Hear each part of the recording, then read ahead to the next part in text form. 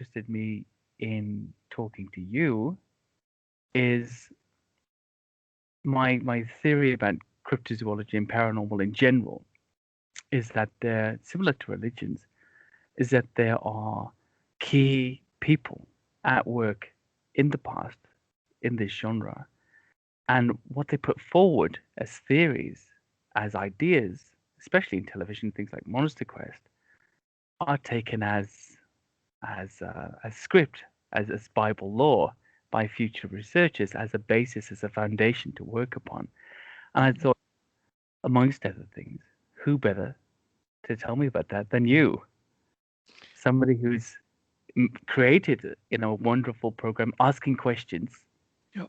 putting forward theories, and seeing how you believe that has been translated into almost kind of a folkloric belief in our present day cryptozoology fad that we're going through, which is wonderful. I love it.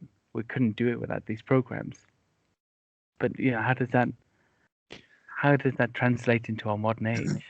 Well, first off, the cryptozoology, Andy, isn't going to go away Good. because it's fueled by sightings, whether these sightings are real animals, other dimensional creatures, or whether it's just our imagination, which Mm-hmm. is, they're all possible because none of us have one in a cage, So we don't really know if the Samson fox is a real Mm-hmm. fox, but numerous people have seen it. They've seen a striped fox in the U.S. My son and his father-in-law saw one, but we don't have one, so we don't know. Mm-hmm. Um, Bigfoot is fueled. It's just constantly fueled by people seeing it or having, weird experiences, sticks thrown at them, rocks thrown at them, or at least thinking they do. And I've had the same thing. I've seen these things. I've seen them with witnesses in almost every case. So I know it wasn't just my imagination, Mm-hmm. if you follow me. But I don't rule out anything. And so when we come up with theories and things to test, yeah, we are grasping at straws. There's no doubt. But usually it's based on some Yeah. reality. No, absolutely. For instance, I remember back in about, I think it was 2001, 2002. It was the expedition for the Skookum cast. If you know what Mm-hmm. the Skookum cast is, the Mm-hmm. Skookum body cast. I had sent a friend of mine out there who was a doctor, and I asked him to develop pheromone chips because I knew he had developed coyote repellent chips that were human scented to put on sheep, and that would keep the coyotes away. And I just thought, well, what the heck? I'm just going to call him up and ask him this. I said, can you possibly take female sex pheromones and gorilla and mix them and create some kind of brew and scent chips? And he goes, yeah, absolutely. He goes, I've got all the ingredients in my basement. I'm like, okay, so And Dominus. Yeah. it's crazy. But there's an example of something that was used all over the country and still is. Those pheromone chips. It just came out of my brain one day as something to try. Well, they hung some of those pheromone chips in the Skookum Meadows. Yeah, they had apple as bait, but they ended up coming back with maybe might be the best evidence ever. I'm looking at a picture of the Skookum body Mm-hmm. cats up on my wall. But yet I do kind of think, oh, okay, I was literally walking around my house. Had just got done mowing the lawn, Andy, when that idea popped into my head. This pheromone chip thing, embedded in plastic. Mm-hmm. And do you have any idea how many of those that gentleman has sold of those chips? Do they work? I have no idea. Do they hurt? I don't know. They might repel Bigfoots. Bigfoots may not even be real. Wait, you know what I mean? Sure, sure. I mean, I think it's the ideas, and that's what I liked about the show so much actually, is that I think the basis for some of the investigative ideas that we use out in the field right now Right. are very related to this show. That must be a very strange thing for you to feel that when you're looking or you're talking to new researchers and they say, "Hey, Doug, I'm just trying pheromone chips or this style of camera trap," Right. and you're thinking, "Yeah, yeah, I did that. That was Well, my." something else big was born out of that one trip, right? And so Greg came back from that trip, Andy, and he said, I said, well, how do you feel about the phenomenon at this point? Mhm. And he goes, oh my God, they have to be real, because he went out there as a skeptic. But what happened to him also changed the world of Bigfooting, because he said to me, an animal screamed on that mountain, but he said my pants legs vibrated. Mm. And this is a long time ago, before anybody ever talked about infrasound. Mhm. And I said, oh my God, that's like when you have somebody pull up to your car next to you with the bass going, they're thumping, Mhm. feel your lungs vibrating. And he said his lungs vibrated. And I said, oh. So literally out of that conversation, the word infrasound and Bigfoot were connected just from one guy's experience. Mhm. But I started talking about it and researching it. And there's also a thing of collective consciousness on, Yeah. where there could have been four other people thinking the same exact thing at the same time. There's no way of knowing. But it really connected a lot of dots, because I do remember hearing stories of people being confused, Mhm. in the field. I've heard these stories. Yeah, and Yeah. it's really interesting. I've never really had it happen to me, but I hear of trappers and outdoorsmen who suddenly are going, "Oh my God, I was just confused, and something said I need to leave now." I Mhm. literally just talked to a gentleman the other day, who told me the same thing, who really had never researched this topic. And he said he was out also cutting with a chainsaw just some branches to clear an ATV trail. And he said, I suddenly had this feeling that I have to leave now, right? And and so some of us are better at connecting dots than others, if that makes sense. But that It doesn't does. mean dots I connect make any sense at all. And there could be no truth to any dots I've ever connected. Well, there's a historical match to that, possibly here in Scotland, in Ben Macdui, one of the mountains. And Fialach Moor is the big grey man of Ben Macdui. It's a sort of hairy man legend of Right. Scotland. Many of the witnesses or those on the mountain have described being overwhelmed by a sense of fear and compelled to throw themselves off the mountain. Strange, Mm. experienced hikers, experienced climbers. The fog comes in, suddenly this big fear overtakes them, and I felt like I should throw myself off the mountain, or I ran down the mountain recklessly as fast as I could to get away from this gut-wrenching fear. We also had another case here in the UK, Harwood Forest. There's been some alleged sightings there. Two chaps, researchers, out looking for Bigfoot, experienced in the sense that they've been there for years and years, not afraid of being in the woods. They leave a, a recorder there that can pick up infrasound, and they plan to spend the night. Suddenly, they both say, "Oh, I feel uncomfortable. I don't want to stay here." They leave. They don't know why they leave. They just leave. They come back in the morning, and sure enough, they've got something below 28C on the recorder. Now, it could be a setup. They're pretty decent chaps. But to me, that's a strange reaction for those two guys to want to get out of there when that's Right. what they're there for in Yeah. the first place. And that's where it matches up with me. And I've heard stories like this in association with the Yowie in Australia. And I think about tigers that they stun their prey into stillness with their infrasound, allegedly. Yeah. Or crocodiles use it to warn off other animals, elephants. And we feel the effect of it, but we don't see it. And we've all had that gut wrenching feeling. Whether we've done it to ourselves or something's done it to us is another question. But it's interesting. But again, from what you described there, and especially since it's televised and seen around the world, here we have this basis for infrasound being a thing that exists that people build upon and perhaps sometimes attribute uncomfortable experiences to. And that's something that interests me. Where do we start here? What's the basis in cryptozoology? Is it Hooverman's? Is it Lauren Coleman? Is it Monster Quest? Finding Bigfoot?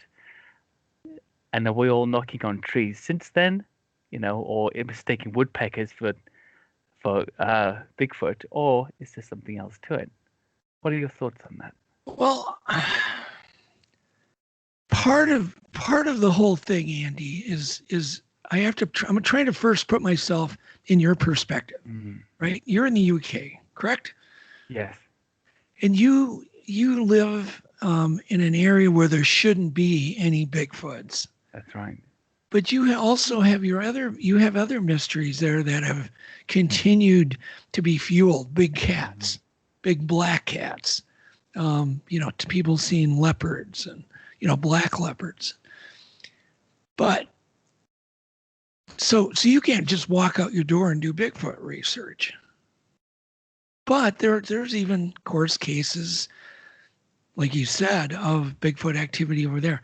So you're coming from a very more distant, probably maybe even more unbiased, perspective because of where you live. Where we're a little more, I'm certainly a little more biased only because when we go out and we have activity, we have a rock thrown at us or we hear a wood knock. Bears don't throw rocks. It's very real. Exactly. Yeah. But that doesn't necessarily, it's certainly not scientific proof of the existence of these creatures. A wood knock is not. A rock throw is not. But it certainly reinforces the person who is, somebody like me, who is not only, I'm on both sides. I'm also part of the media that, pushes it at, and I don't like to call it entertainment, but I like to call it education. I'm motivated to educate people on get curious, because to me, the whole world would implode without curiosity. I'd love to inspire kids into getting curious. I'd love to inspire a little wholesome fear that might get a child curious. To me, that's really important. I feel like it's almost my mission to get people curious about the world. And what a great, mystery to open up to natural history, to, the forests, the woods, the animals, than a little crypto mystery, because it's coupled with a little fear that gets kids interested.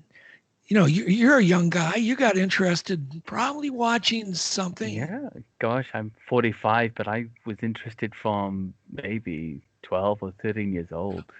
In Search of. Leonard Nimoy really sold that for me. Arthur C. Clarke. That was the whole in, really. But it triggered that curiosity in you, right? And you're maybe curious about the animals themselves, or maybe you don't think they're real, so you're curious about why other people think they're real. For me, Doug, I think I do believe that people are seeing real things, and I think I came from a perspective, being into this for so long when I started writing about it, of being a believer in such things being real, Loch Ness and all the rest of it, because of the weight of eyewitness testimony. But since researching and taking direct reports for the last 4 or 5 years, I've become more curious about the psychological aspects and the foundations. Not only, but it's a sideline that seems to have dragged me into it. And that psychological side, which is not to brush off the experience, but just to interpret how people receive things. So, for example, in old paintings of dragons and hairy men, woodwoes, as we have in our churches and cathedrals, carved hairy men all over the place here, I have to wonder if people saw these things and carved them, and they're not exactly as we would report them today, is it because when you have a shocking experience, you reach into your mental library to get comparative anatomy and features out of it to describe what you're seeing. So, a good example would be um, the Aztecs seeing Cortez ships and thinking them floating mountains because they didn't know what a ship was. And they saw these ships coming towards them. They thought, oh, these mountains are floating. It's not what they saw, but it's their best guess. So that aspect to me is interesting. It is fascinating. You know, what are we describing in that sighting? What does our best guess look like in real life, actually? I think that everything is inspired by what we see. But is it because of what we see is what we see? Mm-hmm. You know what I mean? Yes. God knows what horror movies I watched when I was, a kid. Mm-hmm. I don't remember them all, but no doubt there were. I remember some werewolf movies. I remember one Tarzan episode where they had some kind of like Bigfoot creature in it. Uh-huh. Way back. That was probably produced in the 40s, But I don't really feel that those things have any effect when you're actually looking at them, because one of my sightings was just a creature standing at the side of the road, Mm-hmm. middle of the night, and it looked like it was drying off. And when I looked at Google Maps, I could see the stream that went back into a state forest. It emptied into a lake. It was a hot, humid night. Mm-hmm. And I thought, if I was back in the forest being eaten alive by mosquitoes, all sweaty, I would want to go for a dip. Mm-hmm. And it looked like this thing was drying off, and its hair was very clean looking, and the wind was blowing. But as my car approached, I'm thinking elk, because they had released some elk into that area. Then I'm thinking, oh, it's too big for an elk. Moose. It's got to be a moose with its back to me, Mm-hmm. And then as I got closer, I'm seeing it moving. I'm thinking, oh, the moose is moving its head back and forth, and those are the big antlers. And then I'm thinking, no, moose aren't in this area. Then I'm thinking, oh my God, I can see fingers. So your brain is just going, it's like flashcard. And Yvette, who was with me, went through the same thing. She's thinking, what am I looking at? What am I looking at? What am I looking at? So we got closer. We still did not know what we were looking at, but we saw arms. We saw this huge thing with broad shoulders, and it was doing this hula hoop or hula motion with its arms. And you could see the long hair. She thought she was seeing a big stuffed, what did she say? Snuffleupagus, like a giant. From Sesame Street. Yeah, Snuffy. that was what her brain was telling her. Yeah. Right? And I never watched Sesame Street. So you know what I mean? And so we were shuffling through, and she was doing her own shuffling. But then when you finally get close enough and you can see what details you can see, and you're going, not a moose, not an elk. It's got arms, it's got wide shoulders, it's got beautiful hair coming off it, and it's doing this repeated motion like it's drying.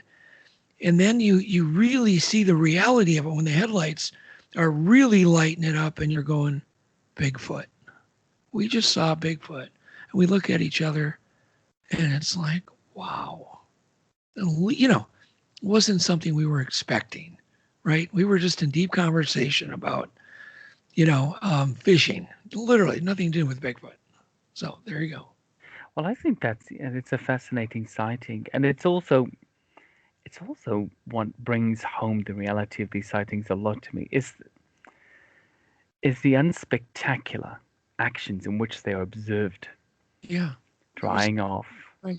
Looking at a tree. We have one here in Scotland. A lady, Charmaine Fraser, she saw one when she was a child. She was sent in this Scottish village down to collect the post from a neighbour's house because it's so rural there. That's essentially what you had to do. One house received the post and you went down and you grabbed it.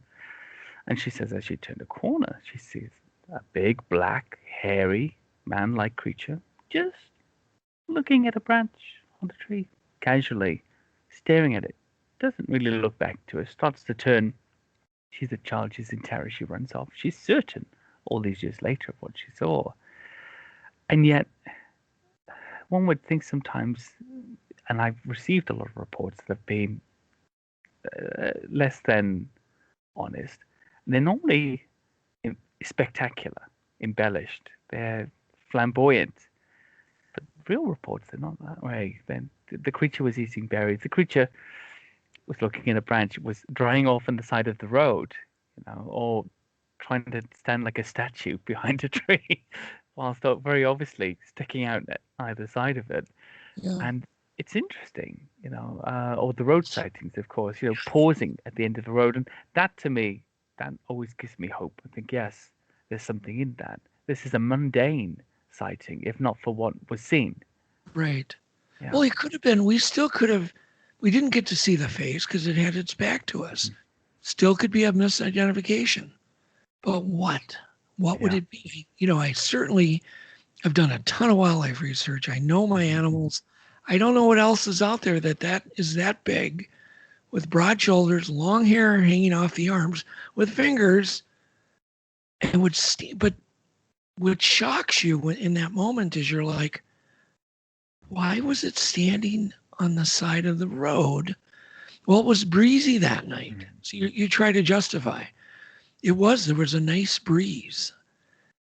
What would I want to do? Take a nice swim, stand in the breeze, and dry off before I have to go back into the humid, sweaty, mosquito-ridden forest, right? And you're going to get that breeze on the road where there's no tree cover. Yeah, absolutely. Plus, the cars are even creating more breeze. But it didn't seem like it was afraid of it. And there was a car and two behind me. No doubt they all saw it. I wanted to pull over, but this isn't where, because people were driving pretty quick. And it was, a single lane road, no shoulder. And I thought, God, I don't be responsible for killing somebody or killing, my passenger or myself. So you just Can you explain, Doug, how you got into this accident and killed 3 people? Well, officer, I saw Bigfoot. Well, I thought it was worthwhile stopping. Yep. It wouldn't stand up in court. But I think this is the thing. It's a normal way to see things. It's a normal way that I get those sightings here, and of course you're very experienced in this. It's the same for Nessie. It's the same for unexplained flying creatures. The person is always randomly going about their business and sees something remarkable in an unremarkable way. Going about its business. There is one pattern, Andy, I've never talked about. This is the first time I've ever told anybody this pattern. And I've noticed it because I've been asking people this secretly when they have a sighting, when they see something. I've even asked myself every time I've had an experience, what is my mood? Nobody ever asked, what was your mood? I've just recently been doing this for the last year. Previously to the sighting? Pre-sighting? What was the mood? Oh, no. Just this last year, I've been asking witnesses what their mood was. Because I was thinking back to every time I've ever seen anything weird, I was always in a really good, peaceful mood. And I thought, I wonder if there's a connection. So I'm just curious. Because, in fact, some of the weirdest things I've seen, I don't think I could have been in a better mood. In other words, there are days that you're like, life couldn't be any better. It's an amazing day to be alive. And then you're just shattered by seeing something you shouldn't see. You're kind of shocked out of it. And I've noticed that with myself, and I've noticed it with other people, which is really interesting. So you're hearing this first. No, that's very interesting to me. I wonder if that ties into another theory I had about people going into the forest in camo gear with all their equipment on and trying to find Bigfoot, for example, and not finding it because they look like they're hunting. Whereas people relaxed in bright gear, making noise and talking away, often have sightings because it's benign, it's non-threatening. And I wonder if that's tied into the mood somehow. I don't know. It could be, for instance, let's just say all of these things, including UFOs, flying winged creatures, or whatever, are all tied to either dimensional or some other reason. And you're in this really ethereal kind of just peaceful mood. Maybe that opens up your radio, Sort of your a breach paranormal radio. Yeah, perception. Yeah. Your tunes in your radio to that exact dial. Once again, it's. I'm not saying it's a pattern. I'm just saying I've just recently started looking for it, and it's because you can take Bigfoot and you can go, well, Bigfoot's a living, breathing, flesh and blood creature, but these other things maybe aren't, and that could be true too. It could all be a mixed up. You know what I mean? Sure. Or one's real, one's not, or one's just like dimensional, for instance. It's something else going on. It's not just living in the forest, eating grubs and berries. Sure. I mean, that's a big divide in right in Bigfooting or the Bigfoot community, anyways. This paranormal side, and of course, some people like me, I suppose, would immediately try to put it down to human ego. We consider something paranormal because we're simply incapable of locating it and conquering it, in a sense. Whereas on the other side, also being a religious person, I suppose it's strange for me to object to that side. Yeah. Well, an iPhone, Andy, would be paranormal too. Yeah, yes. More than paranormal, it might be a few hundred years ago. It could be a burnable offense. Yeah, you'd be instantly burned at the stake because of an iPhone. Absolutely. So, yeah, we live in this strange world with, paradox beyond paradox of seeing things and yet coming up empty on trail cameras. I mean, show me the best trail cam photo of a Bigfoot. You won't come up with anything. Nothing. The best footage we still have is on. It's on. I think what is it? It's not on Super 8. Is it Super 8? The Patterson Gimlin. 16 millimeter. 16 millimeters. Okay, so I mean that's still the best. I wonder about because I know that you have a lot of knowledge and input into trail cams and camera technology that can be used, hidden and used very effectively. I've scrolled through your page and seen lots and lots of different types of camera technology that can be used to locate something like a big cat or Sasquatch. I wonder if the analog side of that original footage, and I'm not the first person to mention this, is what enabled it to be taken, in a sense of perhaps there's some with the infrasound, some disruptive element to this creature's capabilities that does affect footage. Now that's a get out of jail free card, essentially, to excuse reams and reams of blurry blob squatches, but it does seem very strange. Well, you got to remember, not only was it analog, Andy, it was spring wind. So there's no power to it. Nothing it's at all. Just chemicals on acetate. It's film, and really the Patterson footage is not very blurry. It's actually quite, if it wouldn't have been so far away, it would have been crystal clear. That was a state-of-the-art camera for back then. I saw the restored version. Jeff Meldrum's talk in 2018 at Lawrence conference in Maine, Portland in Maine, and that was fantastic. Seeing it at that quality, that high quality, was something else. And trying to imagine, even for a second, that somebody could replicate that kind of musculature beneath the costume. It's, I mean, never mind the walk. Musculature, it just seems to be completely improbable. There's more that no one has ever seen. For instance, the first time I saw it in just all of its glory, John Green had sent me it was a second generation copy. Wow. At that point, we thought it was the best copy that existed. I'm at a very, very high-end film transfer company. It did a lot of film to video transfer. And so we're doing what we call a 3-light transfer. And we're projecting live on a high monitor in the studio each frame as it comes off the thing. And then they ran it. And so we got to see it in all of its glory projected. And when I saw the hair bristle and stand up, piloerection, when the Patterson creature turned to look at Bob or I believe it actually looked at Bob because Bob rode across the stream. The hair bristles. And everybody in the room saw that. And this guy goes, "Oh my God, you can't fake that." And to this day, one of those people that was in the studio with me is a Bigfoot researcher. Really? Because it had that big of its life, yeah, to see.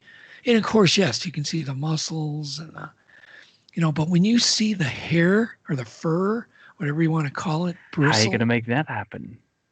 You're in film. You can't make that happen. Yeah, that was pretty amazing. It would be difficult to do it now in the field. It would be near impossible. But it was blown up so big in high def, right off the film. Wow. And to see that hair just zing. Doug, that's a real eye opener. I never knew about that. No, because there's no way to convey it to you without me spending a ton of money. Yeah. But we're hoping at some point. Yes. Yeah. I am working on a project that will show people that feature. That would be amazing. I mean, there's so much like that. I was and moving on to other subjects actually, and I know you've done a lot on lake monsters as well, and of course, in the US, wow, what a choice of locations you have for lake monsters. I've been once to Lake Champlain for a few days, and even that being one of the smaller lakes compared to the Great Lakes, it was vast. You go to Loch Ness, it's 25, 26 miles long, and a mile and a half wide, 750 feet deep in places, but still, it seems very big. But I mean, Lake Champlain was 14 miles at its widest, 114 miles long, and it was one of the smaller ones. And I think to myself, and this was my experience visiting the US, coming from a country like the UK, it just everywhere I flew, I had 10 flights, internal flights till I was there. Everywhere I flew, it was vast. Even landing in Atlanta, the forest seemed to go on forever. Endless trees. Yep. This is Atlanta. It's not anywhere I would associate with that kind of forest cover. Never mind somewhere like the Pacific Northwest, where planes get lost and are never found again. Yeah. And I thought, wow, this is just north of me. I'm in Minneapolis. okay. Yeah. And just north of me, I got to drive about 50 miles, and there's the boreal forest, right? That goes all the way to the tree line, around the 60th parallel. Wow. But there's places we can go to, like in the Boundary Waters Canoe area, northern Minnesota. There's not one road for hundreds and hundreds of miles. And then once you cross one east-west road, it's all the way to the North Pole. It's wilderness. Wow. And, you can't even fathom the amount of square miles. And then you think of all of Canada above, the U.S., which is vastly forested. There's just very little evidence to say, well, gee, something couldn't hide. You know what I mean? It seems to be it's a form of ego in a sense. We've got Google Maps, so therefore, where could there be? But that's even here in the UK. I keep telling people, 6.8% of the entire UK's landmass is urban sprawl, including rural developments and roads. That's the UK. 65 million people. It's a relatively small country compared to the US and Canada. Scotland, 1.9% of the entire landmass is rural development, and yet we're more than happy to say, oh yeah, no, there couldn't be anything. Nothing could be out there. There couldn't be big cats or whatever else. And the same in the US. Oh, there couldn't be a Bigfoot. We don't know what's in those forests. We don't go there. There's no paths. There's no roads. There's no reason to walk through. And yet, we're sure. And it's strange. I think that's a very human attribute. We like to categorize and say, it's done. It's complete. The case is closed. We don't have to think about that anymore, especially in regards to things we don't have control over. talking about that, we did just start briefly on lake monsters, and there were a lot of great shows you did on lake monsters. I know you got interested in it as well. What would you say is which of the American lake monsters would you say has the most evidence in its favor, whether Mm, it be in terms of eyewitnesses or footage or whatnot? I would probably jump to Champlain, Mm. thinking that Lake Champlain, excuse me, would would be if I was going to spend $1 million and go do Mm. research, it would be at Lake Champlain because of the huge amounts of caverns and deep spots, and Mm. the fact it was one time connected to the ocean. So it definitely would go for kind of the lock theory. At one point, it was directly connected to the ocean. Mm. I would think Lake Champlain. There's been infrasound even heard in the lake underwater. Mm. There's been the clicking, Yeah. the weird clicking. So no doubt they get sea creatures that maybe are surviving in there. Um, I've developed a bunch of camera systems that I've never really had much of a chance to test, which are really high speed. They're cameras that you can go travel 45, 50 miles an hour if you want to. So they have rudders on Wow. them, or they're aerodynamic, and you can just tow these things and tow them back and forth in hopes of maybe surprising an animal. Hmm. Something that's going to go, yeah, I don't have to leave yet. I'm good. Whoops. Here comes a camera zooming at it. So, I think that's the best chance. What do you think about the theory of staking out the river mouth? So, for example, I did a study of all of the sightings over a 10-year period in Loch Ness, and one of the things we realized was nearly all of the sightings were within range of river mouth villages, the Inver villages. There was something similar in another lake here, Lake Windermere. And I was also told something similar had been the case in Lake Champlain. And the possibility of having some independent submersible cams that could be monitored um, away from that location, so at least creatures wouldn't be frightened away from from feeding there. It seemed to me an obvious strike, an obvious yeah. strike for some sort of success. Now, clearly, there's a lot of salmon, there's a lot of trout in places like Loch Ness. When they're coming into the deep water, they're vulnerable, and that's a good feeding spot. I'm sure other animals wait there too for the fish. Has that been something you've tried in your research? No, but I recently proposed to a network a live event where and it really didn't cost all that much money. I think it was for the equipment alone was under 100,000 to do a complete sweep of the lock Uh-huh. numerous times. Literally, because it's only a mile and a half Mm. wide. In some places, it's narrower. Yeah, And it so is. you can do a sweep of that lock with both cameras and sonar all at once, over and over again. You know, um, you just need to refuel the boats at the other end, Mm. switch drivers, and go again to really churn it up. Yeah. To maybe get something to move um, upwards. I don't know what it would do. And we had new scents developed Hmm. um, based on basically copepods being eaten. It's the smell you smell when you go to the ocean, Hmm.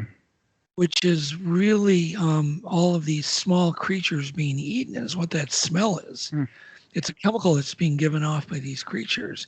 Well, I have a concentrated version of that I Wow. did with this the same guy that did the pheromones, Dr. Greg Bamanek. And so we were going to use the scent too, and it really gets life going. Every time we put a drop in the water, I mean, Hmm. seagulls, fish, and just everything goes crazy. Wow. It's basically the dinner bell of life. That sounds like a fantastic idea. I mean, yeah, a stakeout is one idea, but a stakeout with an incentive. It's even better.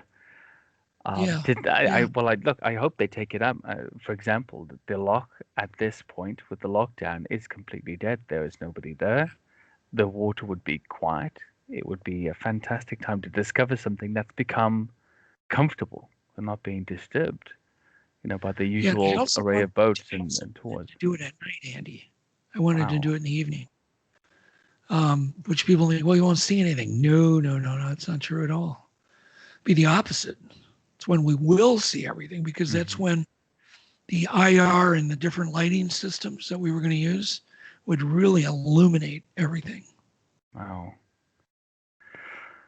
It sounds fantastic, Doug. I hope you do it. I hope it comes off because I would like to see that particular nut cracked open. Yeah. It seems to be the flagstaff of lake monster cryptozoology anyway, and I think a success there would easily pass on to the other lakes around the world. Let's talk about flying cryptids. There's something I've recently come onto. I never really considered things like mystery raptors, living pterosaurs, owlmen and mothmen and the rest of it. What are your thoughts on those? You mentioned a paranormal, dimensional side of things recently. I often struggle with things that I can't find in the fossil record. Yes, it would be unlikely for a pterosaur to still be living, but more likely than a creature we've never heard of, like Mothman, for example, in my mind. What are your thoughts on that? Well, I can tell you first off, let me tell you what they used to be. Hmm. So I just thought it's just got to be misidentifications, people making up stories, not Hmm. telling the truth until I saw one. So we were driving south on 35W. We were headed back from a town called Cloquet. Uh-huh. Beautiful night. Once again, I was in a great mood. The sky was clear. We were in my. I had a blue Corvette at that time, so we were low to the ground, which kind of made the whole thing even weirder. And we're driving. I'm not in a hurry. I'm probably not going real quick, because it's night. You can hit deer. And all of a sudden, something dropped out of the sky Mm. that we both saw. We basically saw a reflection because it was a full moon night.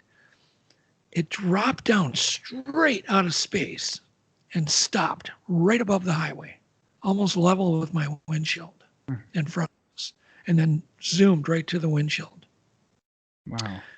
And as it got closer, Yvette, ducked down, literally hit the ground in a Corvette, which is hard to do. There's not a lot of room in there. Hmm.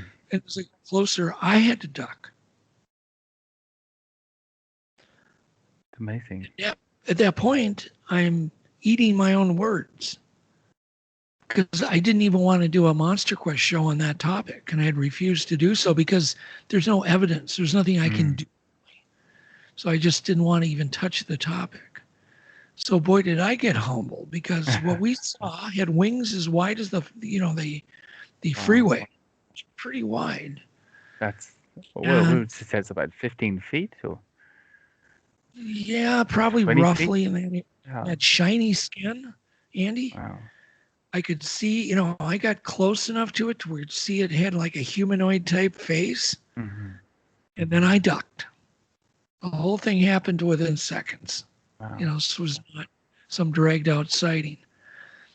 But it gave Yvette PTSD, and she Wow. still carries that to this day from that incident. And I think about it often when I'm out taking a walk at night. Mm. What if I didn't have the protection of my car?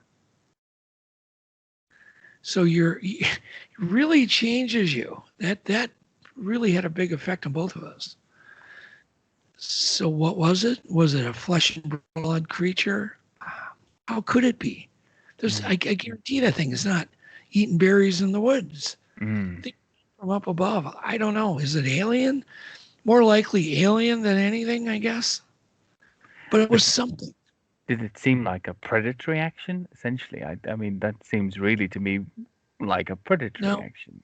No? yeah, I think predatory made us afraid Uh-huh. to Okay. scare us. Because why else would it swoop at my car? Mm.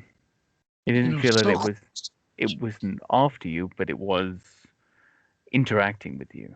yeah. Yeah. So if you think about it, what animal is going to put itself in danger for fun? Mm. Because if it would have been hit by my car, it would have, Mm.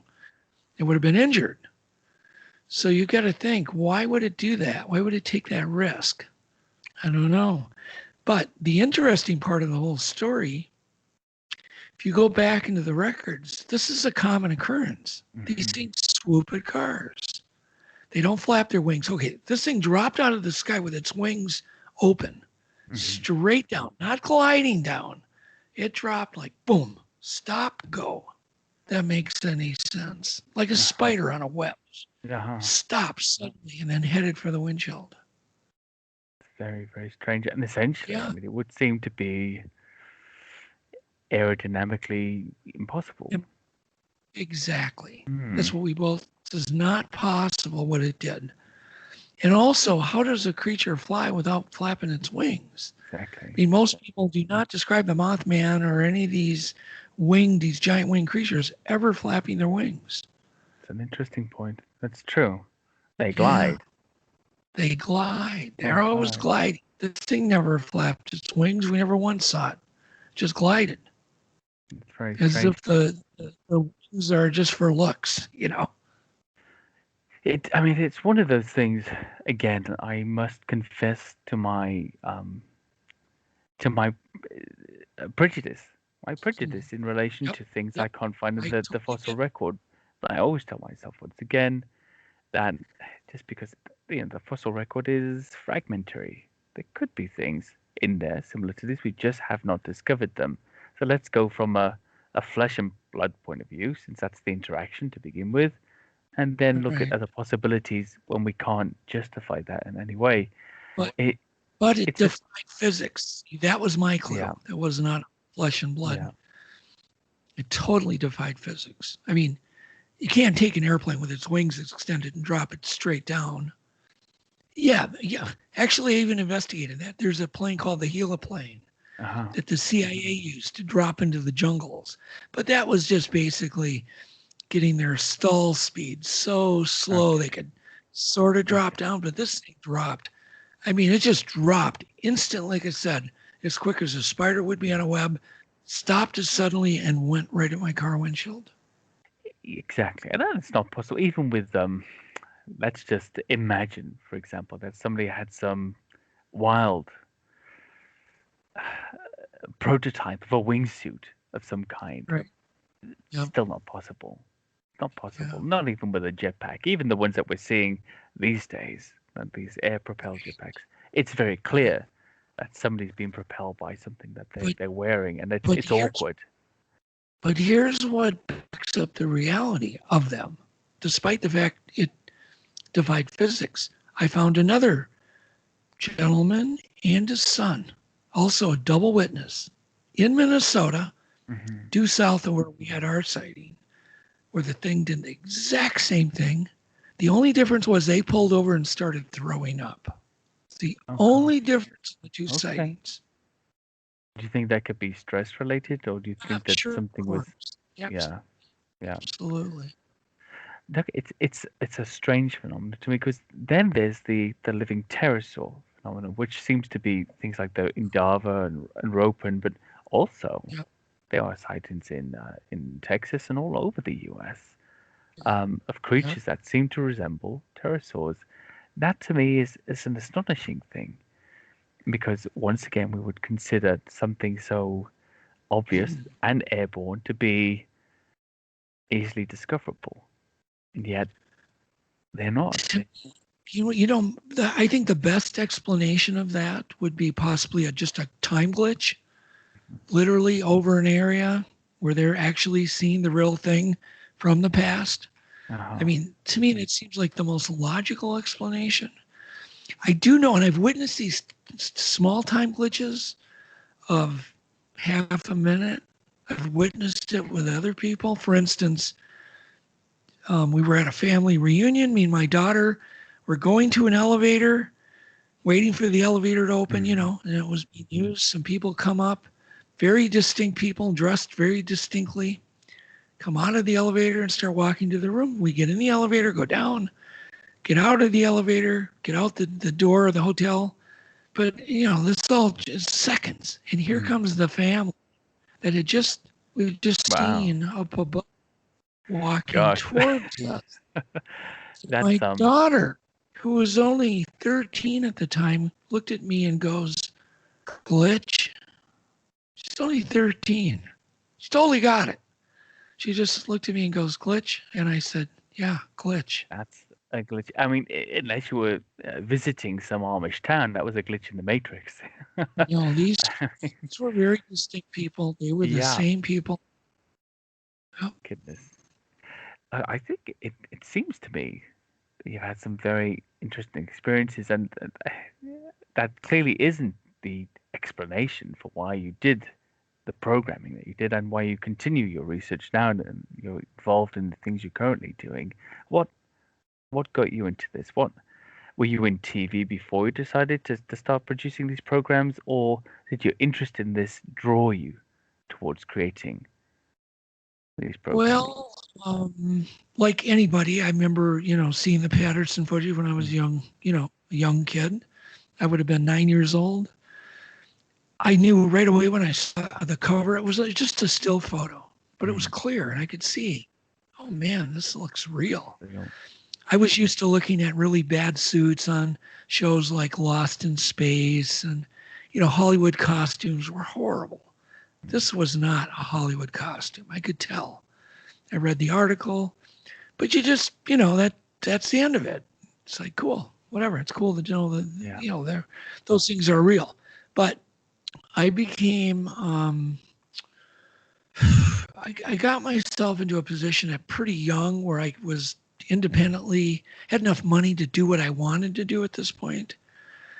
So I'm literally in my late 20s, and I wanted to be a wildlife photographer, I wanted to do natural history Hmm. programming, Jacques Cousteau type programming. That's what I just wanted to do.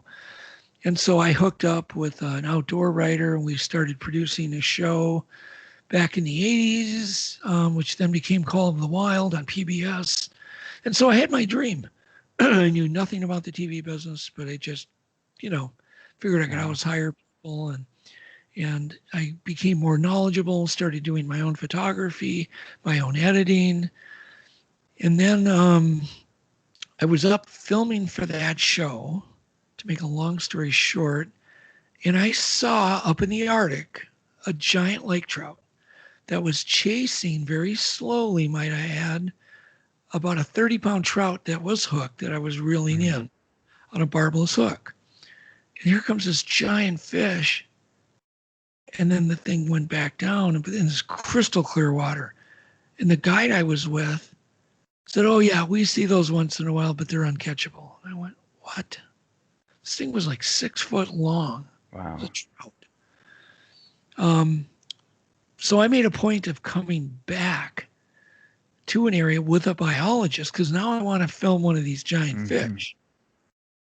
Okay, so suddenly now I'm off the beaten path a little bit. So I find this really cool biologist who's willing to go up to the Arctic with me. And long story short, we had to take a water closet break. So we go on shore, and there is these huge footprints coming out of the water, where the water was quite shallow, a lot of islands, very much like the Caribbean Uh-huh. up in, if it's just all sand eskers and stunted trees, but a lot of sand. It looks Hmm. beaches everywhere. It's beautiful. But here come these footprints out of the sand, and I could see they were human-like and they were huge. Up into the pea gravel, they were still indented. We couldn't even dent the pea gravel, and then into the moss, and then in front of this is what hooked me. There was a footprint in front of a tree trunk, Hmm. about a step tall stunted spruce, and there was a footprint directly behind the tree trunk. And then the rest of them were in a straight line too, which only meant whatever it was stepped over the tree. Wow. And I knew that. There's no other way around it. It stepped over the tree as if, you would step over a weed right in Yeah, the field. definitely. Uh, and that's when it really hit me, you know, me and the other guys, like, perhaps we don't want to meet whatever this is because Wow. it's big. And so I said, and I was the one that kind of said, well, let's just keep going. Let's keep walking. Mm. I want to see where these come to an end. And we got to an area where you could see the tundra, and the lighting was just so, and you could see those footprints going off into the horizon in a perfectly straight line Wow. across this gently rolling tundra. And that's where I really got hooked, on the whole thing.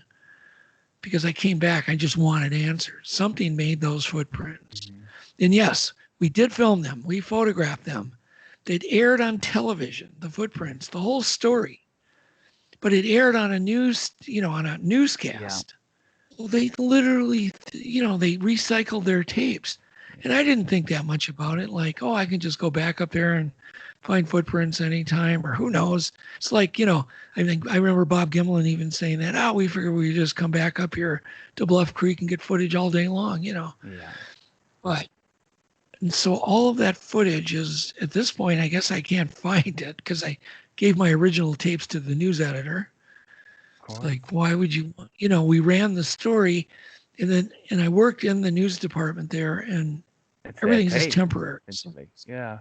tape, and it's just, anyhow, make a long story short, I got hooked on it. And then eventually I started pitching, met Matt Moneymaker, and we started pitching a show called Legend Meets Science, Hmm.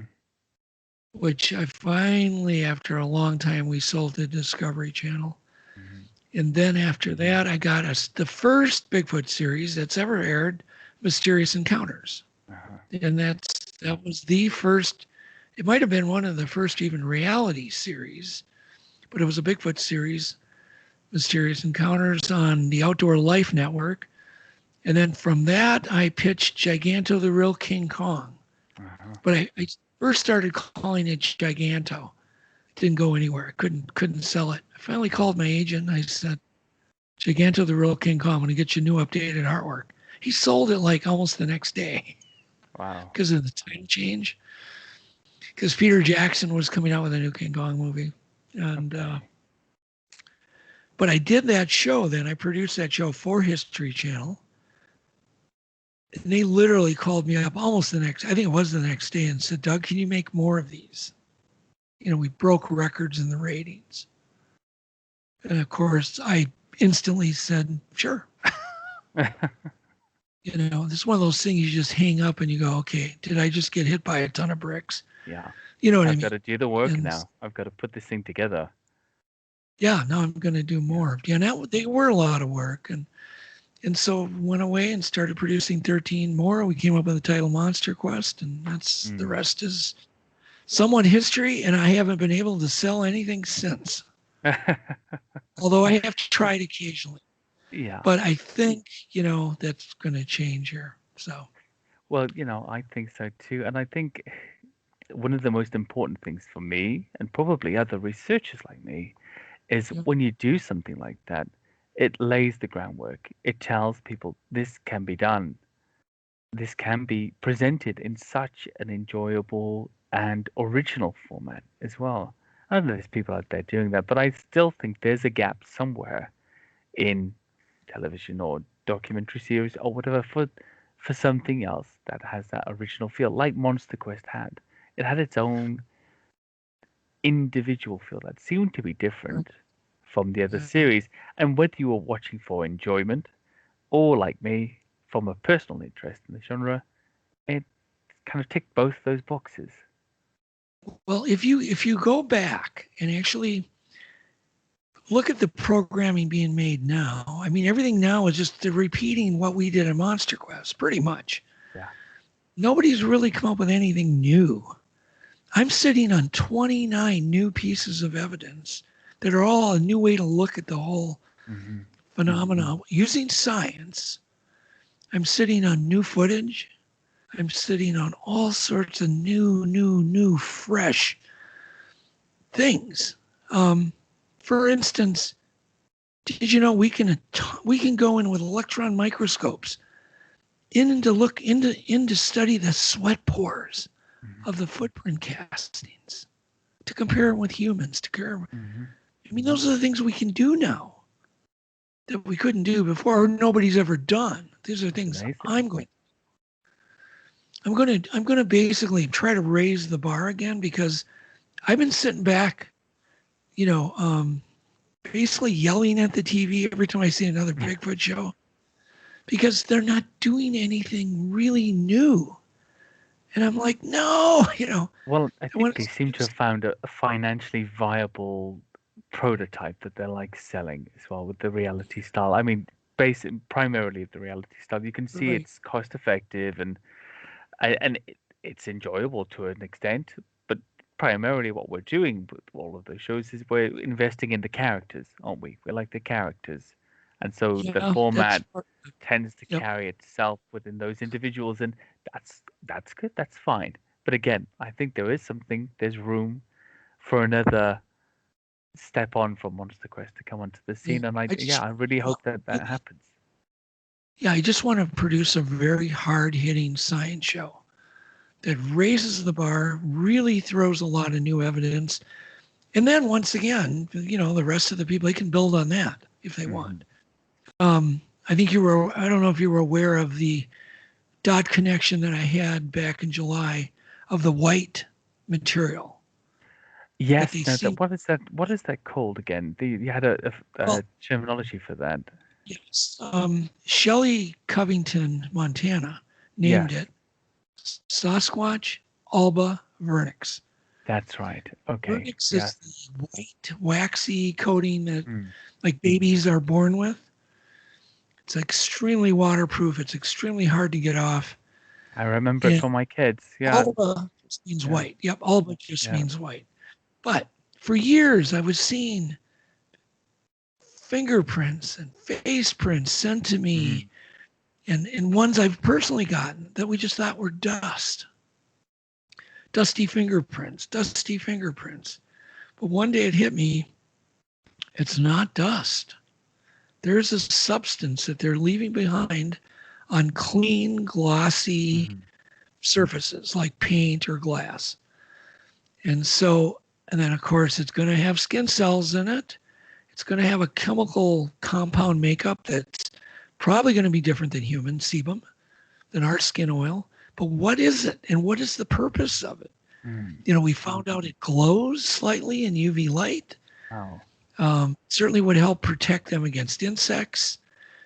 If you were exposed to the weather, I think having a very waterproof sebum would help you survive and keep your skin from getting cracked and infected. Makes perfect sense. It could protect against poisonous plants like nettles and poison ivies. Could protect against wood ticks, all the ticks. I don't know. I just know that it needs to be tested, but it takes money to do it properly, to test numerous samples of it and to compare it. It's not like you have to test it, but you got to compare it now. You got to analyze it. You got to compare it to human sebum, to chimp sebum, to gorilla sebum. And let's just say it is equal to gorilla sebum. What the hell are gorillas doing in North America? Exactly. Right? So it's a chemical compound that would be hard to fake. And if scientists could literally be called fresh on these fingerprints, there's so many of them. I mean, these are found, I would say, probably 10 times a week all over the country. So this is a repeatable thing. And I'm just throwing out one example. This is one of 29 things. And people are like, and I've had people call me and yell at me, why are you giving that away? I just want people to do it. And maybe I don't want to give away every last thing because I do want to get the money to get it processed right before somebody messes it all up and puts out a bunch of bad data. For instance, if they don't do the test right, they can say, oh, this white stuff is, it's, something that's just pay no attention, nothing to see, folks. As often happens, an obvious exclusion. It's Right. put forward as the evidence. Yeah, Yes. absolutely. And once that bad data gets out, then I'm really messed up because it's harder to fight bad data than anything. And I've learned that. You know, I mean, it really seems like that's a fantastic way forward, especially with the things that we have available to us, right, as you say, scientifically today, that there should be some way to collate the residue of their presence, there eDNA really and the needs like, and create our database from there. Because essentially, it doesn't really seem like we're ever going to get close to these creatures unless they want us to. Um, they there love seems to be that level of intelligence in yeah, play. they love to touch stuff, Andy. Mm. It's one thing they'll do, and that's one thing we've learned, and I've known that forever. They love touching smooth, glossy items, maybe because they don't have Mm. access to that. They're Ah, curious. But at times they leave this amazing substance behind that's thick. It's hard to get off. It's on their face. mm, It's on their hands. Now, this could be something that they're getting in the forest. mhm, It could be a naturally occurring compound. It could be something that comes out of their hair follicles. mm. They're rubbing their hands in on their hair. So we don't know. You know what I mean? We don't know the origins yet. Yeah, yeah. But maybe this year that'll A happen. glandular thing is well, perhaps. I mean, I wonder if it's related to the smell in any way, It or this could. ability to produce the smell, which is always a puzzler. And that's one of these. Well, I've got a great story. I don't think I've told this story, but for years I've been after this.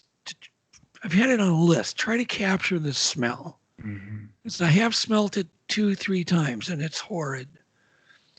So it's always been on my list. It's kind of a dream checklist. Get the smell captured. And you're thinking, well, how in the world are we going to do that? Plastic. I've always had the theory that they can produce this at will. It isn't because they have bad hygiene. No, it's a some, warning. Yeah, some type of a yeah. gland. There's more to it than just Mhm, hygiene because there's so many times that we have smelt it and then it'll go away. You know, we'll walk into it, we'll have some other rock thrown at us, we'll smell the smell, then all the activity stops and the smell is gone, or the activity continues and there's no smell.